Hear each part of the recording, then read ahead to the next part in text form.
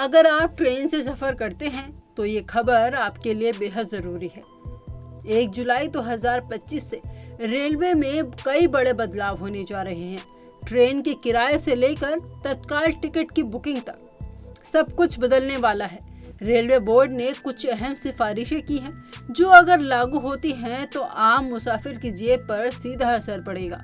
विस्तार से जानते हैं कि क्या क्या बदलाव होंगे, किसे राहत मिलेगी और किसकी जेब हल्की होगी।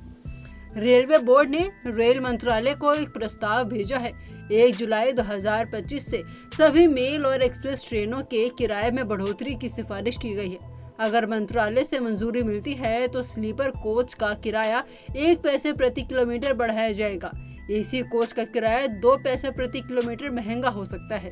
उदाहरण के तौर पर अगर आप 1000 किलोमीटर की यात्रा कर रहे हैं तो स्लीपर टिकट में 10 रुपए और एसी टिकट में 20 रुपए तक का इजाफा हो सकता है।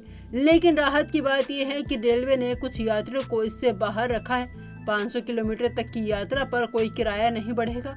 यानी अगर आप दिल्ली से आगरा, लखनऊ, चंडीगढ़ जैसी नजदीकी जगहों तक जा रहे हैं तो आपको पुराने किराए पर ही टिकट मिलेगा। सब अर्बन ट्रेनें यानी लोकल ट्रेन और मंथली पास पर भी कोई बढ़ोतरी नहीं की जाएगी। इससे रोजाना ट्रेन से ऑफिस जाने वालों को राहत मिलेगी।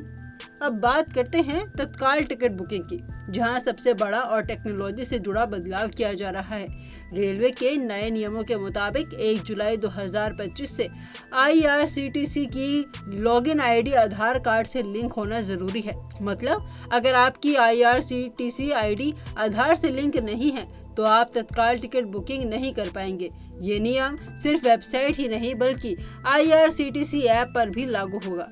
इतना ही नहीं, 15 जुलाई 2025 से तत्काल टिकट बुक करते समय आधार से लिंक्ड मोबाइल नंबर पर OTP आएगा, जिसे दर्ज कराना अनिवार्य होगा।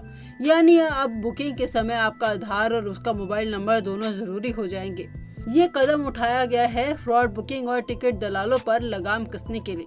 जो यूजर्स पहले से आधार से लिंक हैं, उन्हें रेलवे के एक स्पेशल सुविधा का फैसला किया है। तत्काल टिकट विंडो लिंक्ड यूजर्स के लिए 10 मिनट पहले ही खुल जाएगी। 1 जुलाई के बाद आप बिना आधार लिंक के तत्काल टिकट नहीं बुक कर पाएंगे। 15 जुलाई के बाद OTP वेरिफिकेशन भी अनिवार्य होगा, इसीलिए आधार से जुड़ा मोबाइल नंबर एक्टिव रखें। रेलवे मंत्रालय के सूत्रों की माने तो इन सिफारिशों पर जल्द ही अंतिम मुहर लगाई जाएगी।